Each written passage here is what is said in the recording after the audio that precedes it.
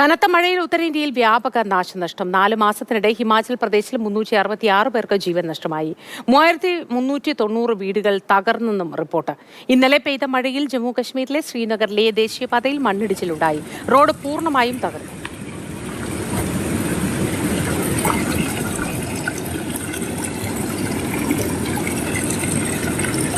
വിവരങ്ങളുമായി അനൂപ് ദാസ് ചേരുന്നു. അനൂപ് ദാസ്, ഒരു ഗുഡ് മോർണിംഗ് പോലും പറയാൻ കഴിയുന്നില്ല. കാരണം അത്രയധികം വടക്കേ ഇന്ത്യയിൽ മഴ നാശം വിതച്ചിട്ടുണ്ട്. നിരവധി വീടുകൾ തകരുകയും മരണം സംഭവിക്കുകയും ഒക്കെ ചെയ്തിരിക്കുന്നു. ഈ മഴയ്ക്കൊരു ശമനമില്ലേ എന്നതാണ് നമ്മൾ ഉറ്റുനോക്കുന്നത്. കാലാവസ്ഥാ നിരീക്ഷണ കേന്ദ്രം എന്താണ് പറയുന്നത്?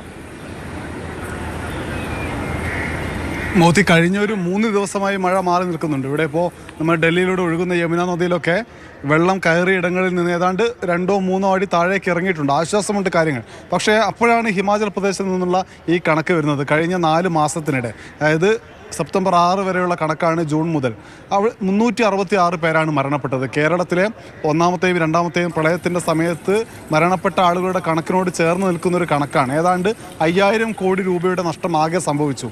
3600 വീടുകൾ തകർന്നു പോയി. റോഡുകൾ, ഏതാണ്ട് 200ഓളം റോഡുകളാണ് തകർന്നില്ലാതായത്. പാലങ്ങൾ പാടെ ഒഴുകിപ്പോകുന്ന അവസ്ഥയുണ്ടായി. കൃഷി കണക്ക് കൂട്ടാൻ പറ്റുന്നതിനപ്പുറം ഉള്ള സ്ഥലങ്ങളിൽ ആകെ തകർന്ന് നാമാവശേഷമായി പോയി. ഇങ്ങനെ വലിയ ദുരന്തം ഹിമാചൽ പ്രദേശിൽ മാത്രം സംഭവിച്ചു. ഇത് ഹിമാചലിലെ മാത്രം കണക്കാണ്.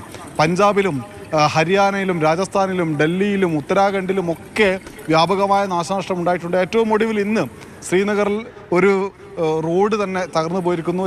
ഗതാഗതം താറുമാറായിരിക്കുകയാണ്. ഇങ്ങനെ കഴിഞ്ഞ ഒരു 3 മാസക്കാലമായി തുടരുന്ന മഴയിൽ വലിയ നാശനഷ്ടം നമ്മുടെ ഉത്തരേന്ത്യൻ സംസ്ഥാനങ്ങളിൽ സംഭവിച്ചിരിക്കുന്നു.